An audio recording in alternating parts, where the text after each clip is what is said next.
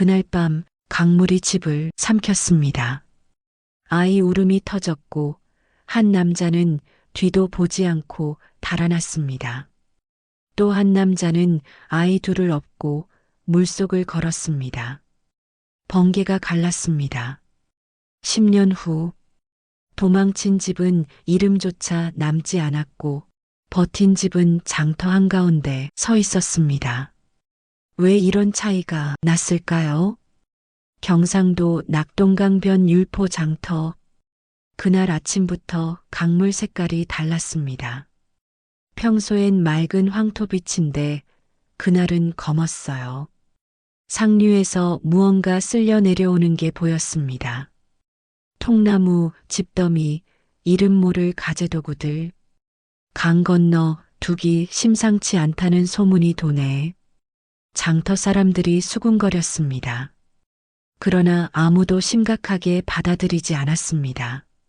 30년 동안 이 장터가 물에 잠긴 적이 없었으니까요. 창술은 전 앞에서 무명을 정리하면서 말했습니다.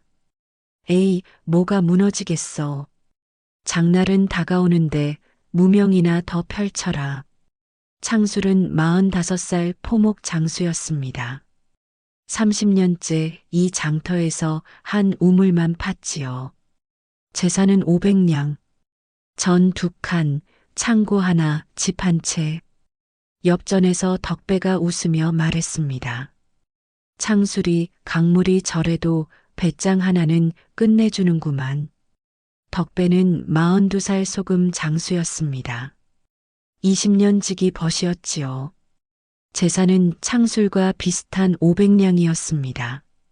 그런데 덕배의 큰아들 진이는 강을 바라보며 눈살을 찌푸렸습니다. 18살이었지만 눈치가 남달랐습니다. 물이 계속 오르고 있다. 어제보다 한 뼘은 더 올랐어. 진이는 어머니 옥년에게 조용히 말했습니다. 어머니, 오늘 저녁에 중요한 짐은 높은 데로 올려두세요. 옥년이 고개를 갸웃거렸습니다. 왜? 그냥요. 혹시 모르니까요. 옥년은 아들의 말을 흘려듣지 않았습니다. 그게 이 집안의 힘이었습니다. 창술네 아내 분이는 그날도 말이 없었습니다. 강을 한번 바라보았다가 다시 집 안으로 들어갔지요. 재앙은 7월 금음날 밤에 왔습니다. 아무도 준비하지 못한 7월 금음날 새벽이었습니다. 쾅!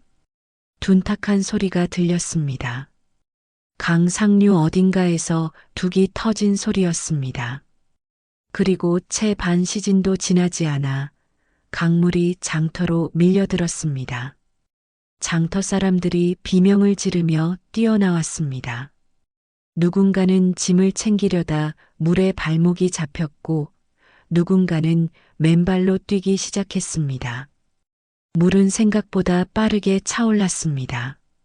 무릎까지, 허리까지, 가슴까지. 창술은 정신없이 집 안으로 뛰어들어갔습니다. 동계를 열었습니다. 안에는 동전 꾸러미와 어음 몇 장이 있었어요. 물이 방바닥으로 흘러들어오기 시작했습니다. 창술은 동계를 안고 뛰었습니다. 분이가 순이를 안고 뒤따라왔습니다. 막돌이는 창고 쪽으로 달려갔습니다. 아버지, 창고에 무명 50필이 있어요. 창술이 소리쳤습니다. 내버려둬. 빨리 나와. 그러나 이미 창고 쪽은 물이 가슴까지 차 있었습니다. 막돌이는 창고 문을 열었다가 그대로 물살에 휩쓸렸습니다. 막돌아.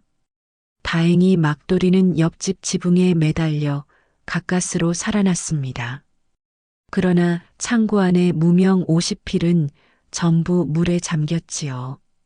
새벽 4시 물이 빠지기 시작했습니다. 장터는 처참했습니다. 전이 쓰러졌고 창고가 잠겼고 쌓아두었던 짐이 강물 따라 떠내려갔습니다. 30년 장터가 하룻밤에 폐허가 된 것이었습니다. 창술집의 피해는 이랬습니다. 무명 50필 전부 소실, 장터전 2칸 벽이 무너져 사용 불가, 창고 침수, 진물이 허리까지 들어찬 뒤 빠져나감, 남은 것 동계 안에 현금 15냥, 500냥 살림이 하룻밤에 15냥이 된 것이었습니다. 덕배집의 피해도 마찬가지였습니다. 소금 창고가 완전히 물에 잠겼습니다. 소금은 물을 만나면 녹아버리죠. 한 톨도 건질 수 없었습니다. 장터 소금전도 쓸려 내려갔습니다. 그러나 덕배집에는 창술집에 없는 것이 있었습니다. 진이가 홍수 소식을 듣자마자 제일 먼저 한 일은 동계를 챙기는 것이 아니었습니다. 진이는 어머니 옥령과 동생들을 언덕 위로 먼저 올려보냈습니다. 그러고는 혼자 다시 내려왔지요. 강물에 떠내려가는 황소 한 마리가 보였습니다. 이웃 최서방네 황소였어요. 최서방은 저 아래서 발을 동동 구르고 있었고 황소는 이미 물살에 휩쓸려 거의 보이지 않을 만큼 멀어져 있었습니다. 진이는 망설이지 않았습니다. 물속으로 뛰어들었습니다. 헤엄을 쳐서 황소에게 다가갔습니다. 황소의 고삐를 잡고 강변 쪽으로 끌기 시작했습니다. 황소는 무거웠습니다. 물살은 거셌습니다. 진이의 팔이 찢어질 듯 아팠습니다. 그래도 놓지 않았습니다. 한참 만에 진이는 황소를 강변 모래밭으로 끌어냈습니다. 최서방이 달려왔습니다. 황소의 목을 끌어안고 엉엉 울었습니다. 도련님, 이 은혜를 어찌 갚겠습니까? 진이는 숨을 헐떡이면서도 손을 내저었습니다. 괜찮습니다. 저도 이웃인데요. 그날 새벽 진이는 황소를 살렸습니다. 그리고 그 선택이 훗날 덕배집을 살리는 씨앗이 될 줄은 그때는 아무도 몰랐습니다. 날이 밝았습니다. 물이 다 빠진 장터는 진흙탕이었습니다. 창술은 전이 있던 자리에 서서 말없이 폐허를 바라봤습니다. 분이는 그 옆에서 순이를 안고 서 있었습니다. 막돌이는 떠내려간 무명 자루를 강변에서 하나씩 건져 올리려 했지만 물에 젖어 못 쓰게 된 것들 뿐이었습니다. 한동안 아무도 말이 없었습니다. 먼저 입을 연 것은 창술이었습니다. 창술이 말했습니다. 나 안동에 형님이 계시다. 거기 가서 좀 신세를 져야겠어. 분이가 조용히 물었습니다. 언제 가실 건가요? 창술이 대답했습니다. 오늘. 이 꼴로 여기 있어봐야 뭘 하겠어. 막돌이가 고개를 들었습니다. 아버지, 장터를 다시 세우면 안 됩니까? 창술이 고개를 저었습니다. 15냥으로 뭘 세워. 안 된다. 막돌이의 얼굴이 굳었습니다. 창술은 그날 오후 보따리 하나를 싸서 안동으로 떠났습니다. 분이와 아이들을 두고서요. 형님 집에서 좀 추스르면 다시 연락하마. 그게 마지막이었습니다. 창술은 그 후 2달이 지나도 연락이 없었습니다.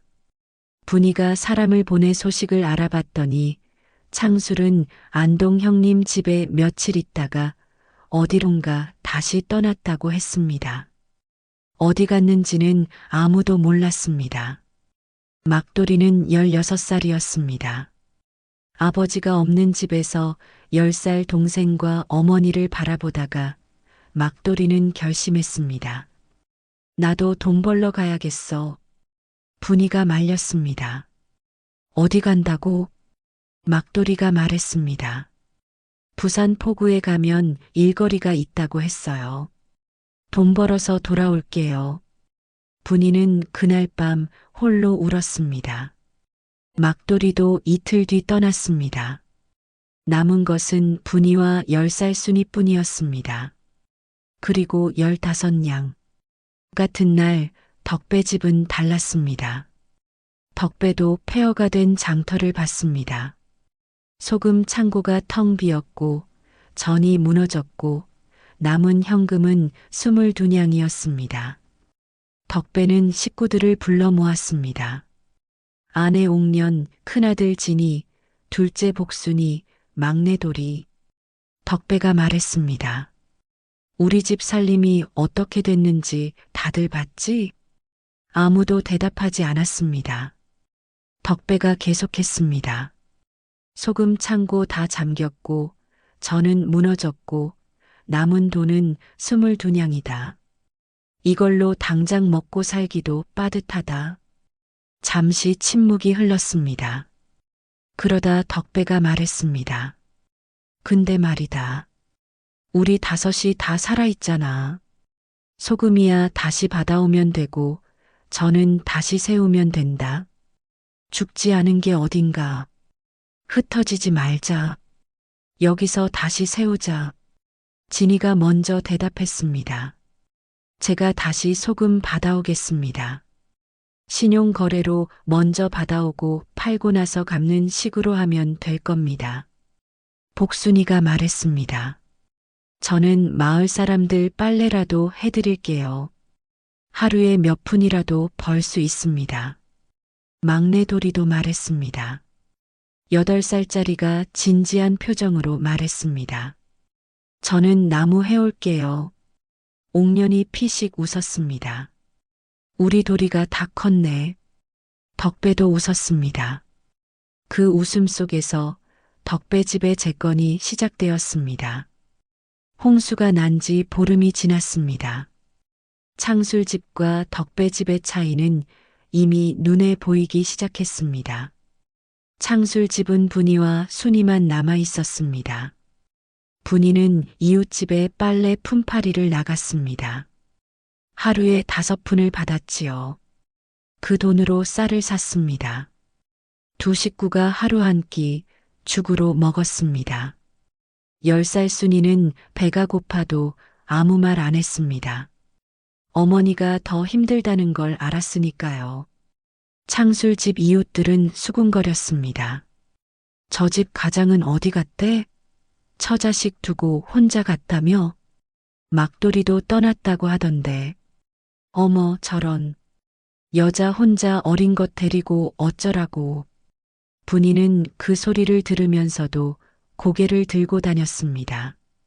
덕배 집은 달랐습니다. 홍수난 지 사흘째 되는 날 진이는 바닷가 소금 상인을 찾아갔습니다. 평소에 소금을 납품하던 거래처였습니다. 진이가 말했습니다. 저희 아버지 덕배 씨 아들입니다. 이번 홍수로 소금 창고가 전부 잠겼습니다. 성금 없이 소금 10가마를 먼저 받아갈 수 있겠습니까? 2달 안에 값을 치르겠습니다. 소금 상인이 고개를 저었습니다. 규정이 그렇지 않소? 성금 없이는 안 됩니다. 진이가 물러서지 않았습니다. 저희 아버지가 15년째 이 거래처에서 소금을 떼어갔습니다. 한 번도 값을 늦게 치른 적이 없습니다. 믿어주십시오. 소금 상인이 잠시 생각했습니다. 그러더니 말했습니다. 5가마만 가져가시오. 2달 안에 꼭 갚아야 하오. 진이는 그 자리에서 허리를 굽혔습니다. 고맙습니다. 그날부터 진이는 소금 5가마를 지게에 지고 인근 마을을 돌았습니다. 소금 한 대에 2냥씩 받았습니다. 5가마면 10말. 한 마리 10대니까 100대. 100대를 2냥씩 팔면 200냥이 되는 셈이었지요.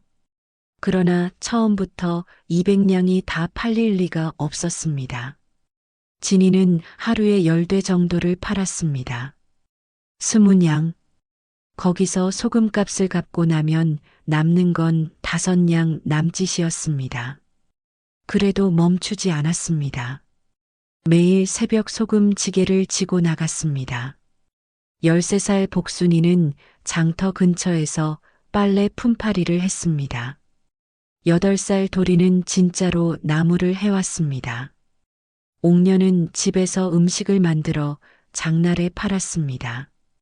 콩나물국, 떡, 식혜. 하루에 몇 양씩 조금씩 모였습니다. 홍수가 난 장터에는 기회를 노리는 사람도 있었습니다. 이만길이었습니다. 이만길은 장터 어귀에서 객주를 하는 사람이었습니다. 객주란 다른 지방 상인들이 물건을 가져오면 팔아주고 수수료를 받는 일이지요. 겉으로는 점잖아 보였습니다. 언제나 명주 두루마기를 입고 상투에 흑립을 쓰고 말할 때는 조용조용했습니다. 그러나 속은 달랐습니다. 이만길은 장터 상인들에게 고리로 돈을 빌려줬습니다. 한 달에 2할 이자였지요. 창술도 1년 전에 이만길에게서 50냥을 빌린 적이 있었습니다. 무명을 많이 들여올 때 자금이 부족해서였지요. 그때 이자는 한 달에 10냥이었습니다. 5달 만에 갚았으니 이자만 50냥을 낸 셈이었어요. 이만길은 홍수가 난 뒤 장터를 돌아다녔습니다. 기록 장부를 들고서요. 상인들 중에 자신에게 빚이 있는 사람을 하나하나 찾아다녔습니다. 창술 집에도 왔습니다. 분이 앞에 나타나서 말했습니다. 창술 씨가 나한테 빚이 있소. 작년에 50냥을 빌렸는데 아직 15냥이 안 갚였소. 분이가 말했습니다. 날이 홍수로 살림이 전부 잠겼습니다. 시간을 좀 주십시오. 이만길이 고개를 끄덕였습니다. 압니다. 그래서 찾아온 겁니다. 이자가 매달 붙으니 빨리 갚을수록 좋소. 지금 당장 안 갚아도 됩니다. 대신 이 집 땅 문서를 담보로 맡기시오. 분이의 손이 떨렸습니다. 땅 문서를요? 이만길이 부드럽게 말했습니다. 별거 아닙니다. 갚으면 돌려드리는 거요. 이자도 이번 달은 받지 않겠소. 분이는 어찌해야 할지 몰라 우물쭈물하다가 결국 땅 문서를 내줬습니다. 이만길은 쌩긋 웃으며 사라졌습니다. 덕배 집에도 이만길이 찾아왔습니다. 덕배도 이만길에게 30냥을 빌린 적이 있었습니다. 이미 갚긴 했지만 이만길은 다른 구실을 들고 왔습니다. 덕배 씨, 이번 홍수로 장터가 엉망이 됐지 않습니까? 내가 장터를 새로 정비하려고 하는데 그 자리에 소금 전 구액이 포함됩니다. 덕배 씨 전자리가 거기 걸리는데 덕배가 이만길의 말을 잘랐습니다. 제 전자리는 20년째 쓴 자리요. 홍수로 전이 쓰러진 것이지 자리까지 잃은 게 아닙니다. 이만길이 목소리를 낮췄습니다. 지금 형편에 다시 전을 세울 돈이 있으신가요? 내가 살게요. 싸게 쳐드리진 않겠소. 덕배가 단호하게 말했습니다. 안 팔겠소. 이만길이 돌아가면서 중얼거렸습니다. 흥, 두고 보자. 홍수가 난 지 2달이 지났습니다. 덕배 집은 소금 5가마 외상값을 다 갚았습니다. 그리고 이제 10가마씩 받아다 팔기 시작했습니다. 그런데 진이는 단순히 소금만 팔지 않았습니다. 진이가 아버지 덕배에게 말했습니다. 아버지, 제가 알아봤는데요. 이 동네 장터에서 소금 한 대가 2냥이에요. 그런데 산 너머 진목마을에서는 소금 한 대가 3냥이랍니다. 거기는 바다에서 멀어서 소금이 귀하거든요. 덕배가 고개를 들었습니다. 그래서 진이가 말했습니다. 이쪽 장터에서 2냥에 사는 소금을 진목마을에 가져가면 세냥에 팔 수 있습니다. 한 대에 한 냥 차이입니다. 10감하면 100마리고 1000대니까 1000냥 차이가 납니다. 덕배가 눈을 크게 떴습니다. 거기까지 어떻게 가져가려고? 진이가 말했습니다. 제가 지게로 지고 가겠습니다. 하루 이틀이면 됩니다. 가는 길이 험하다. 진이가 말했습니다. 험해도 괜찮습니다. 저 황소 살렸던 최서방네 황소를 빌릴 수 있는지 여쭤봤어요. 기꺼이 빌려주신다고 하셨습니다. 최서방도 이번 홍수로 힘드시니까 저희가 벌어서 좀 나눠드리는 거로 하면 어떨까요? 덕배는 아들을 바라봤습니다. 18살 아이가 이런 생각을 하고 있었습니다. 덕배가 말했습니다. 그래, 해보자. 진이는 최서방네 황소를 빌렸습니다. 소금 20가마를 황소에 싣고 산 너머 진목 마을로 갔습니다. 가는 길이 험했습니다. 돌길이고 비탈길이었어요. 황소가 비틀거릴 때마다 진이가 옆에서 붙잡았습니다. 이틀 만에 진목 마을에 도착했습니다. 진이가 소금을 내놓자 마을 사람들이 몰려들었습니다. 어디서 왔소? 율포 장터에서 왔습니다. 거기 홍수 났다던데 괜찮은가? 네, 다시 일어서는 중입니다. 소금 20가마가 사흘 만에 다 팔렸습니다. 율포 장터에서 2냥에 사온 소금을 3냥씩 받고 팔았으니 가마당 10냥씩 더 번 셈이었습니다. 20가마를 가마당 10냥씩 더 받고 팔았으니 닷새 만에 무려 200냥의 이익이 남은 것입니다. 진이는 200냥을 품에 안고 집으로 돌아왔습니다. 덕배가 돈을 세면서 눈물을 글썽였습니다. 옥년이 말했습니다. 진이야, 어미 아비한테 이런 아들이 있으니 뭐가 무섭겠냐? 진이가 쑥스러운 듯 머리를 극적이며 말했습니다. 최서방한테도 드려야 해요. 황소 빌려주셨잖아요. 덕배가 고개를 끄덕였습니다. 당연하지. 그날 최서방에게 20냥을 드렸습니다. 최서방이 고개를 저었습니다. 이건 너무 많소. 진이가 말했습니다. 황소가 없었으면 못 갔습니다. 마땅히 드려야지요. 겨울이 왔습니다. 창술집은 더 어려워졌습니다. 빨래 품팔이는 겨울이 되니 일이 줄었습니다. 물이 차가워 손이 트고 피가 났거든요. 분이의 10손가락 끝은 다 터져서 핏자국이 맺혔습니다. 게다가 이만길이 다시 나타났습니다. 15냥 빚에 이자가 붙어서 이제 20냥이 됐소. 더 늦어지면 더 많아지요. 분이는 이를 악물었습니다. 땅 문서를 담보로 맡긴 게 뼈 아팠습니다. 갚지 못하면 집 자리를 빼앗길 판이었습니다. 그날 밤 분이는 순이를 재우고 오래 앉아 있었습니다. 어떻게 해야 하나? 막돌이는 부산에 갔다는데 소식이 없었습니다. 창술은 어디 있는지도 몰랐습니다. 분이는 일어나 덕배 집으로 갔습니다. 이웃집이었으니까요.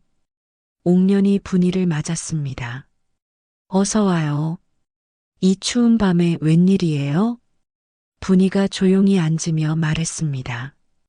부탁드릴 게 있어서요. 덕배와 진이도 나왔습니다. 분이가 사정을 말했습니다. 이만길에게 땅 문서를 맡긴 것, 이자가 불어나는 것, 어떻게 해야 할지 모르겠다는 것. 덕배가 진지하게 들었습니다. 그리고 말했습니다. 이만길이 그랬군요. 잠시 생각하더니 덕배가 말했습니다. 분이 씨 20냥이면 우리가 빌려드릴 수 있습니다. 분이가 고개를 저었습니다. 아니에요. 저도 어려운 거 알면서 어떻게 빌립니까? 덕배가 말했습니다. 어려울 때 서로 돕는 거지요. 20년 이웃인데 옥년이 말했습니다. 이자 같은 거 없어요. 생기면 갚으면 됩니다. 분이의 눈에 눈물이 맺혔습니다. 진이가 한마디 했습니다. 아주머니, 빨래 품팔이 말고 다른 일은 생각해 보셨어요? 어머니가 장날에 음식 장사를 하시는데 도와주시면 수입이 나을 수도 있어요. 분이가 눈물을 닦으며 말했습니다. 내가 음식은 못해요. 옥년이 웃으며 말했습니다. 제가 가르쳐 드릴게요. 어렵지 않아요. 그날 밤 분이는 20년 만에 처음으로 이웃집에서 뜨끈한 국밥을 얻어먹었습니다. 봄이 왔습니다. 덕배집의 소금 장사는 달라졌습니다. 진이가 진목 마을뿐 아니라 인근 새 마을을 더 개척했습니다. 매주 황소에 소금을 싣고 돌아다녔지요.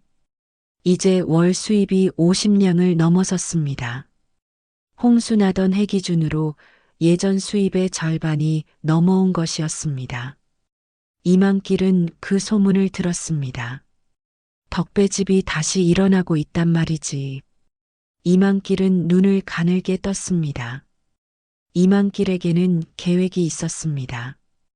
홍수로 장터 자리가 엉망이 된 지금 장터 구획을 새로 짜면서 좋은 자리를 자신이 차지할 수 있었습니다. 관가에 청탁을 넣으면 됐으니까요. 문제는 덕배집이 원래 자리를 버티고 있다는 것이었습니다. 이만길은 율포 현감에게 뇌물을 갖다 바쳤습니다. 은자 30냥이었습니다. 그러고는 말했습니다.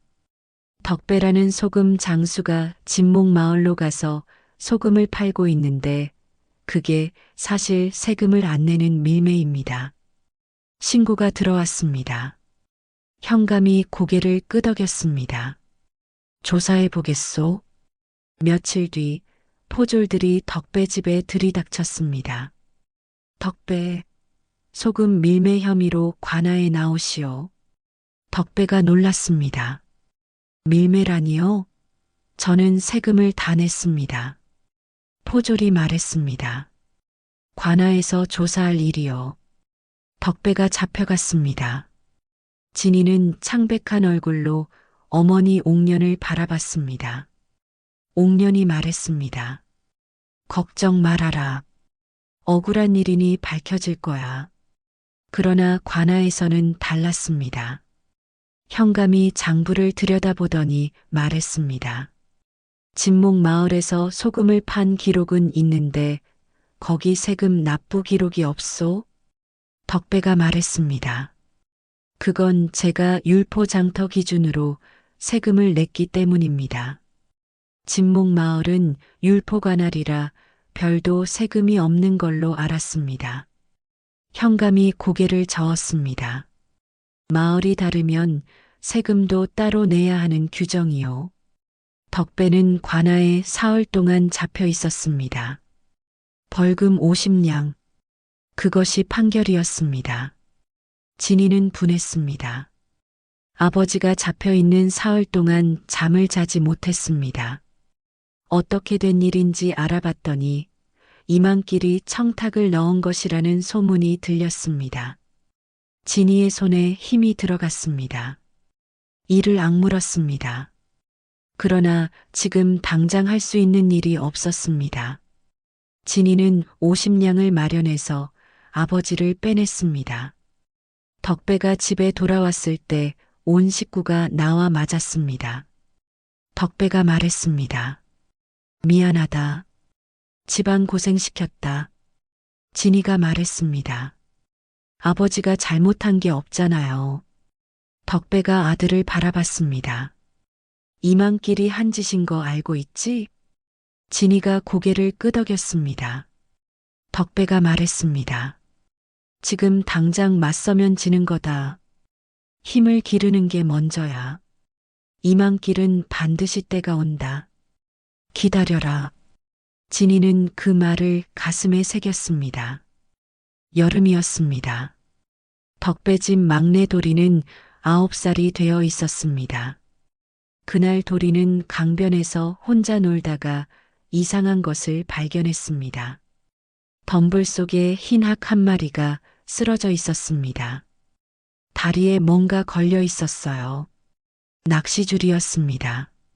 낚시줄이 다리에 칭칭 감겨 피가 나고 있었고 학은 날아가지 못한 채 쓰러져 있었습니다. 도리가 가까이 갔습니다. 학이 날개를 퍼덕이며 저항했습니다. 괜찮아. 해치는 게 아니야. 도리가 조심조심 낚시줄을 풀어냈습니다. 손가락이 가늘고 작았기에 가능했습니다. 낚시줄이 풀리자 학은 힘없이 누워 있었습니다. 다리에서 피가 흘렀습니다. 도리는 집으로 달려갔습니다. 어머니, 어머니, 학이 다쳤어요. 옥년이 나와 보더니 집에 있는 약초를 으깨어 학의 다리에 발라줬습니다. 사흘 동안 도리는 학 곁에서 밥을 먹었습니다. 물도 갖다 주고 작은 물고기도 잡아다 줬지요. 나흘째 되는 날 학이 일어났습니다. 그리고 하늘로 날아올랐습니다. 도리가 하늘을 향해 손을 흔들었습니다. 잘 가. 그런데 이틀 뒤 학이 다시 나타났습니다. 부리에 뭔가를 물고 왔습니다. 산삼한 뿌리였습니다.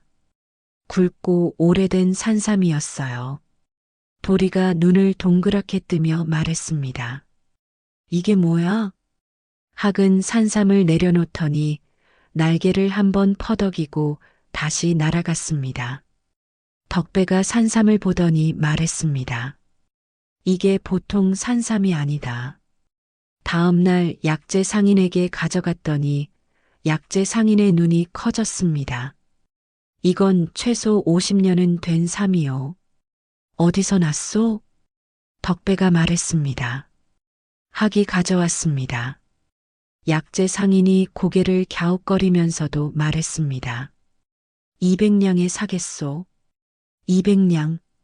덕배 집 온 식구가 얼굴을 마주보며 말이 없었습니다. 옥년이 말했습니다. 도리가 살려준 학이 갚았구나. 가을이었습니다. 이만길은 자신의 계략이 성공했다고 생각했습니다. 덕배 집에 벌금 50냥을 물렸고 잠시 장사를 멈추게 했으니까요. 그러나 덕배 집은 쓰러지지 않았습니다. 이만길은 더 화가 났습니다. 그리고 욕심이 더 커졌습니다. 이만길의 눈에 들어온 것은 진이가 개척한 진목 마을 장사 루트였습니다. 진이가 그 마을 사람들과 신뢰를 쌓아가는 것을 봤거든요. 저 루트를 내가 가져야겠다. 이만길은 진목 마을 이장에게 따로 사람을 보냈습니다.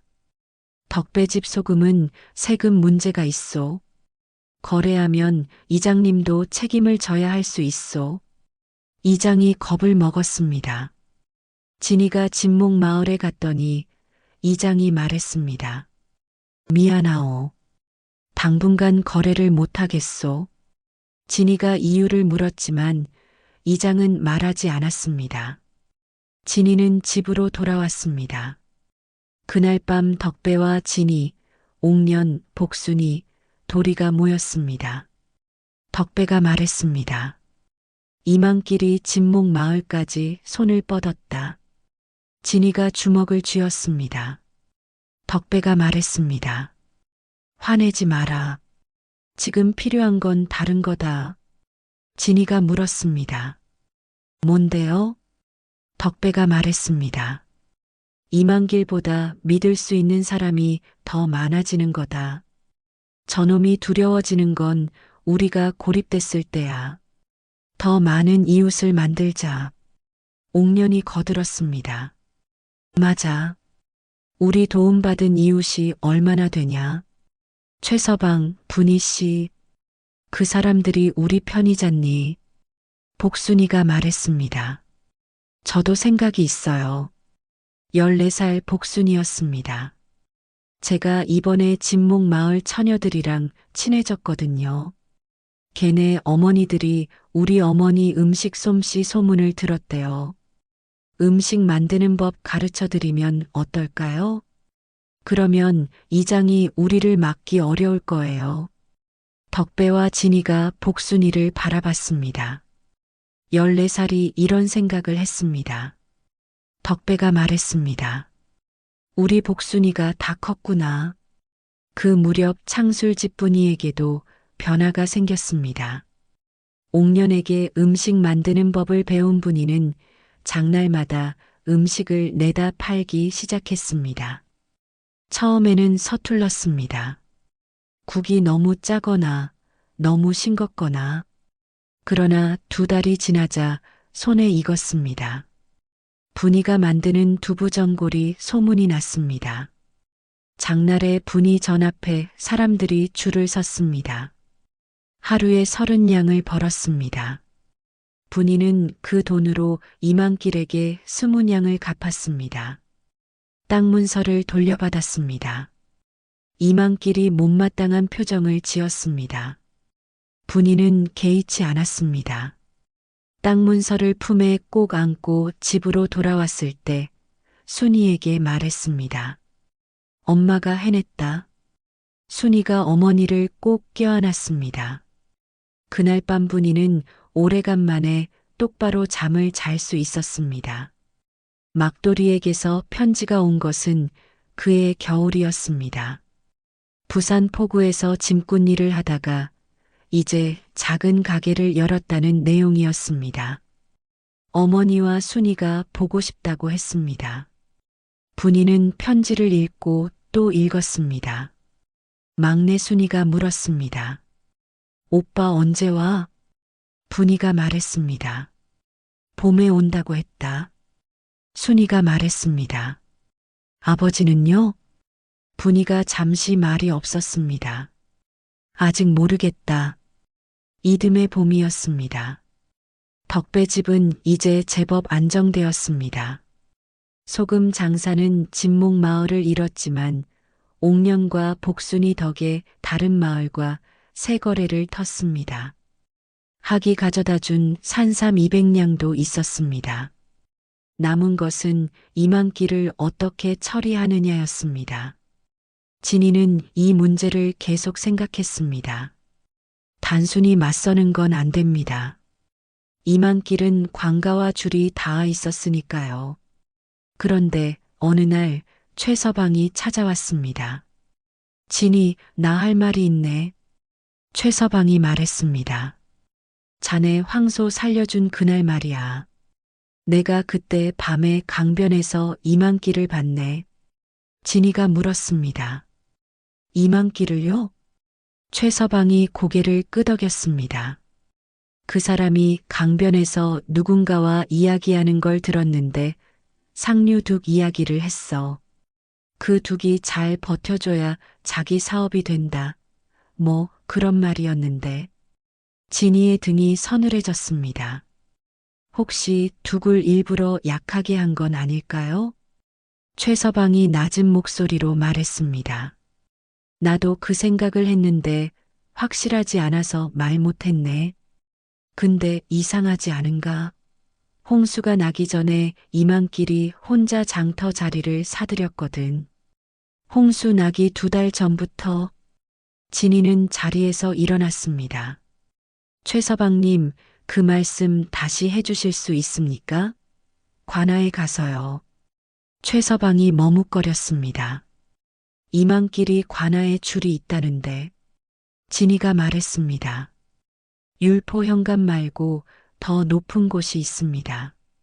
가명에 가면 됩니다. 진이는 덕배와 의논했습니다. 덕배가 말했습니다. 최서방 증언 하나로는 부족하다. 증거가 더 있어야 해. 진이가 말했습니다. 홍수 나기 전에 이만길이 사들인 땅 문서가 있을 겁니다. 그 날짜가 홍수 직전이라면 이상한 일이죠. 덕배가 고개를 끄덕였습니다. 그리고 창술집 분이 씨한테 땅 문서 담보를 받아둔 것도 이상해. 홍수 나기 전에 빚을 정리하고 재산을 확보하려 했다면 말이 되지. 진이가 말했습니다. 이만길이 율포 현감에게 뇌물을 준 것도 있습니다. 그것도 알아볼 수 있을 것 같아요. 분이가 조용히 말했습니다. 그 뇌물 줄 때 제가 직접 봤어요. 이만길이 현감집에 들어가는 걸 제가 빨래하러 갔다가 봤거든요. 비단 보따리를 들고 들어갔습니다. 모두 분이를 바라봤습니다. 분이가 말했습니다. 말해도 되겠습니까? 진이가 말했습니다. 아주머니가 증인이 돼주시면 가명에서 힘이 됩니다. 분이가 잠시 생각하다가 고개를 끄덕였습니다. 하겠습니다. 일행이 꾸려졌습니다. 덕배, 진이, 최서방, 분이 네 사람이 가명으로 떠났습니다. 사흘길이었습니다. 가는 길에 덕배가 진이에게 말했습니다. 이 길이 맞다고 생각하냐? 진이가 말했습니다. 맞다고 생각합니다. 이만길이 계속 이러면 이 장터에서 정직하게 장사할 수 있는 사람이 없어집니다. 저희만의 문제가 아닙니다. 덕배가 물었습니다. 잘못되면 어떻게 되는지 알고 있지? 진이가 잠시 침묵했습니다. 압니다. 패하면 우리는 장터에서 쫓겨납니다. 이만길이 보복할 거예요. 남은 재산도 다 뺏길 수 있습니다. 그래도 가겠냐? 그래서 가는 겁니다. 이대로 있어도 결국 같은 꼴이 납니다. 그럼 싸우는 편이 낫습니다. 덕배가 고개를 끄덕였습니다. 분이가 걸으면서 조용히 말했습니다. 저도 그렇게 생각해요. 창술이 갔을 때 제가 버틸 수 있었던 건 이 집 덕분이었어요. 이제 제가 해야 할 일을 하는 겁니다. 가명에 도착했습니다. 감사 앞에서 진이가 말했습니다. 저는 율포 장터 소금 장수 덕배의 아들입니다. 지난해 홍수와 관련하여 고할 일이 있습니다. 진이는 준비해온 것들을 내놓았습니다. 이만길이 홍수 전에 사들인 땅 매매 문서, 홍수 2달 전부터 장터 주요 자리를 헐값에 사들인 기록, 최서방의 증언 홍수 전날 밤 이만길이 상류둑 근처에 있었다는 것, 분이의 증언 이만길이 율포 현감에게 비단 보따리를 들고 들어간 것을 목격, 그리고 덕배가 밀매 혐의로 부당하게 처벌받은 기록. 감사가 서류를 천천히 검토했습니다. 긴 침묵이었습니다. 진이는 그 침묵 속에서 생각했습니다. 패하면 우리는 장터에서 쫓겨난다. 이만길이 우리를 그냥 두지 않을 것이다. 땀이 손바닥을 적셨습니다. 감사가 드디어 입을 열었습니다. 상류둑을 조사해 보겠소? 조사는 열흘이 걸렸습니다. 그 열흘이 덕배 집에는 1년처럼 느껴졌습니다. 옥녀는 매일 밤 잠을 이루지 못했습니다. 잘못되면 어떡하지? 잘못되지 않아요, 어머니. 진이가 말했지만 그 목소리도 떨렸습니다. 그리고 열흘째 되는 날 아침이었습니다. 가명에서 사람이 왔습니다. 감사께서 부르십니다. 감사 앞에 이만길도 끌려와 있었습니다. 처음에는 당당했습니다. 어린 것들이 날조한 것입니다. 나는 아무것도 모릅니다. 그러나 감사가 펼친 문서를 보자 이만길의 얼굴이 굳었습니다. 상류둑 현장에서 이 칼이 나왔소. 이만길이 잃어버렸다고 했던 칼이었습니다. 둑 흙 속에 반쯤 묻혀 있던 것이었지요. 둑을 조작하는 데 쓴 일꾼이 자백했소. 이만길이 처음으로 입을 다물었습니다. 감사의 목소리가 낮아졌습니다. 율포 장터 사람 수십 명이 재산을 잃고 떠돌게 된 것이 사람의 탐욕 때문이었소. 죄가 하늘을 찌르는구나. 감사가 손을 들었습니다. 이만길을 압송하라. 포졸 둘이 앞으로 나섰습니다. 이만길의 양팔을 잡았습니다. 이만길이 처음으로 소리를 질렀습니다. 억울합니다. 나는 억울해요. 포졸들이 그를 끌어냈습니다. 이만길이 발버둥을 쳤습니다. 그 비단 도포가 바닥에 끌렸습니다. 덕배는 그 모습을 바라보다가 고개를 돌렸습니다. 눈물이 났습니다. 분노의 눈물이 아니었습니다. 이 자리까지 오기까지 버텨온 세월이 한꺼번에 쏟아지는 것 같았습니다. 진이가 아버지 옆에 섰습니다. 아무 말도 하지 않았습니다. 그냥 옆에 있었습니다. 감사의 판결이 이어졌습니다. 율포 현감은 파직. 이만길의 전 재산 몰수. 몰수한 재산은 홍수 피해 주민들에게 돌아가게 했습니다. 덕배집이 억울하게 낸 벌금 50냥도 돌려받았습니다. 분이도 보상을 받았습니다. 가명 밖으로 나왔을 때였습니다. 분이가 멈췄습니다. 2해 동안 한 번도 울지 않았던 여인이 그 자리에서 주저앉았습니다. 어깨가 들썩였습니다. 소리 없이 울었습니다. 옥년이 그 옆에 앉았습니다. 아무 말도 하지 않고 등을 쓸어주었습니다. 최서방이 헛기침을 했습니다. 진이가 하늘을 올려다봤습니다. 푸른 하늘이었습니다. 여름이 왔습니다. 막돌이가 돌아왔습니다. 부산 포구에서 2년을 일하며 번 돈을 들고 왔습니다. 50냥이었습니다. 막돌이는 어머니 분이를 보자마자 고개를 숙였습니다. 어머니, 죄송합니다. 제가 갔어야 할 때 갔는지 모르겠어요. 분이가 아들의 손을 잡았습니다. 살아 돌아왔으면 됐다. 막돌이가 말했습니다. 어머니 혼자 버티신 거잖아요. 분이가 말했습니다. 혼자가 아니었다. 덕배 씨 집이 있었어. 막돌이는 덕배 집에 찾아가 깊이 절을 했습니다. 진이가 말했습니다. 막돌이 형, 이제 같이 장사합시다. 형이 포구 쪽 루트를 알 텐데 우리가 소금 루트를 알고 같이 하면 더 잘 될 것 같아요. 막돌이가 눈을 껌뻑거렸습니다. 나이는 내가 형인데 생각하는 건 내가 훨씬 형이구나. 창술의 소식은 그해 가을에 왔습니다. 전라도 어느 마을에서 병이 들어 쓰러졌다는 소식이었습니다. 분이는 잠시 생각했습니다. 막돌이가 물었습니다. 어머니, 어떻게 하시겠어요? 분이가 말했습니다. 데려와야지. 막돌이가 고개를 갸웃거렸습니다. 그 사람이 어머니를 두고 갔잖아요. 분이가 말했습니다. 그래도 가족이다. 비 맞은 짐승도 울타리 안으로 들이는 게 인정이야. 막돌이는 어머니의 말을 듣고 한동안 아무 말도 하지 못했습니다. 창수를 데려왔습니다. 창술은 2해 동안 떠돌며 몸이 많이 상해 있었습니다. 집에 들어서면서 창술이 말했습니다. 내가 잘못했다. 분이가 말했습니다. 알면 됩니다.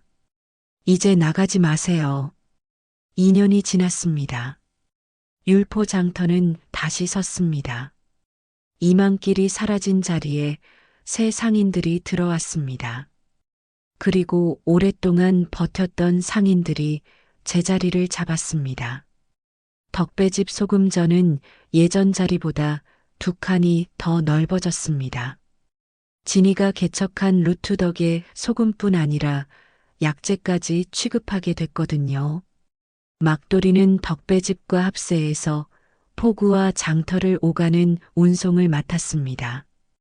부산에서 가져온 건어물과 생선을 진이의 소금 루트를 통해 내륙에 팔았습니다. 창술집도 다시 포목전을 열었습니다. 이번에는 창술만이 아니었습니다. 분이와 막돌이, 순이가 함께 했습니다. 순이는 이제 13살이 되어 있었습니다. 장날이면 무명을 펼치고 값을 불렀습니다. 분이가 그 모습을 보며 말했습니다. 이 아이가 이렇게 컸구나. 복순이는 진목 마을에서 배운 살림 솜씨로 음식 장사를 독립적으로 시작했습니다. 16살이 됐는데 벌써 장사꾼이 됐습니다. 도리는 11살이 됐습니다. 학이 가져다 준 산삼 200냥이 씨앗이 되어 약재 거래까지 이어진 것에 대해 도리는 해마다 강변에서 학을 기다렸습니다. 가끔 하늘에서 흰 학 한 마리가 지나가면 도리는 손을 흔들었습니다. 어느 날 저녁 덕배와 창술이 나란히 앉아 막걸리를 마셨습니다. 홍수 나던 날 이후 처음 그렇게 앉은 것이었습니다. 창술이 말했습니다. 자네가 안 흩어진 게 맞았어. 덕배가 말했습니다. 나야 그냥 버텼을 뿐이야. 창술이 말했습니다. 아니야. 나는 그날 도망쳤어. 자네는 그날 잡았어. 식구들 손을. 잠시 침묵이 흘렀습니다. 창술이 말했습니다. 그 차이가 이렇게 크더라. 덕배가 말했습니다. 지금이라도 잡으면 되지. 창술이 막걸리를 한 모금 마셨습니다. 맞아. 지금이라도. 두 집이 있었습니다. 홍수가 모든 걸 쓸어갔을 때 한 집은 흩어졌습니다. 또 한 집은 손을 잡았습니다. 그 차이가 이후 10년을 갈랐습니다. 어려운 날에 흩어지는 것은 자연스러운 일입니다. 두렵고 막막하고 도망치고 싶은 것이 사람입니다. 그러나 덕배집이 가르쳐 주는 것은 이것이었습니다. 가장 힘든 그 순간에 손을 잡은 사람이 살아남는다. 그리고 그 손은 가족에게만 닿는 것이 아닙니다. 이웃에게도 닿습니다. 황소에게도 닿습니다. 다친 학에게도 닿습니다. 그렇게 내민 손들이 모여서 결국 장터를 다시 세웠습니다. 오늘 이야기 어떠셨나요? 마음에 드셨다면 구독과 좋아요 꼭 눌러주세요. 알림 설정까지 해두시면 새로운 이야기를 가장 먼저 만나보실 수 있습니다. 다음엔 더 깊고 따뜻한 이야기로 찾아뵙겠습니다. 오늘도 건강하시고 행복하세요. 시청해주셔서 감사합니다.